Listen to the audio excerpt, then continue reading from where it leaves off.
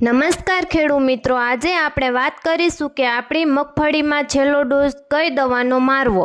કારણ કે બધા ખેડૂત મિત્રોને એ પ્રશ્ન હોય છે કે જો આપણે છેલ્લે સારો એવો ડોઝ લાગી જાય તો ઉત્પાદન સારું મળે, સાથે સાથે જે આપણે છેલ્લે ફૂગ આવતી હોય તો તેનાથી પણ બચી શકાય। તો ખેડૂત મિત્રો, આજે આપણે તેના વિશે વાત કરીશું, તો વિડીયોને અંત સુધી જોયા રાખજો, જેથી કરીને આ માહિતી તમને સરખી રીતે મળી જાય। અને અમારી ચેનલ ઉપર તમે નવા આવ્યા હોય તો ચેનલને સબસ્ક્રાઈબ જરૂરથી કરી લેજો। તો ખેડૂત મિત્રો, જો આપણે પહેલી વાત કરીએ તો જે આપણને મગફળીના નિંદામણ હોય છે તો તેને દૂર કરવું જોઈએ, કેમ કે નિંદામણ આપણા ઉત્પાદનમાં 30% જેટલો કાપ લાવી શકે છે। અને પાછળથી જો આપણી મગફળીને ટ્રેક્ટરથી કાઢવામાં આવે તો તેમાં નિંદામણ અડચણરૂપ બની શકે છે।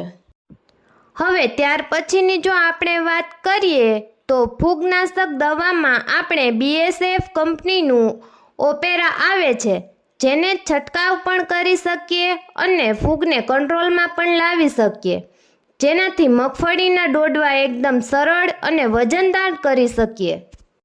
ઓપેરાની સાથે જો આપણે એલિસ કંપની અથવા તો વનિતા કંપનીનું 0050 આવે છે તો તેને પણ સાથે ઉપયોગ કરી શકાય, જેનાથી મગફળીનો દાણો એકદમ ભરાવદાર બને છે, કારણ કે તેમાં સલ્ફર અને પોટાશ હોય છે, જેનાથી આપણી મગફળીના ડોડવા નકોર અને વજનદાર થાય અને આપણને ઉત્પાદન સારું મળે અને સાથે સાથે ભરાવદાર અને ચમકદાર થાય, જેથી કરીને આપણને બજાર ભાવ પણ સારો મળે।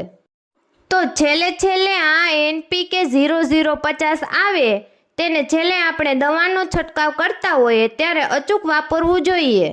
અને જ્યારે આપણને આપણી મગફળીમાં કીટકો દેખાય, જેમ કે ઈયળ હોય કે ઝીણી જીવાત ઉડતી હોય, તો તેમને સ્પ્રે પણ તેમની સાથે જ કરી શકો છો।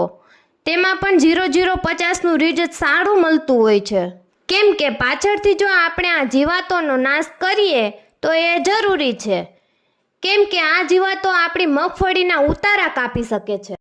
તો ખેડૂત મિત્રો, મગફળીને છેલ્લે બગડે નહીં એની કાળજી લેવી ખૂબ જરૂરી બને છે, અને છેલ્લે પોટાશયુક્ત ખાતરનો ઉપયોગ કરવાથી સારો એવો ફાયદો મળી શકે છે। તો ખેડૂત મિત્રો, અમારી જાણકારી તમને પસંદ આવી હોય તો વિડીયોને એક લાઈક જરૂરથી કરી દેજો। તમારી એક લાઈકથી અમારા ઉત્સાહમાં વધારો થશે અને અમે તમારા માટે ઉપયોગી માહિતી લઈને આવતા રહીશું। બધા ખેડૂત મિત્રોને જય દ્વારકાધીશ।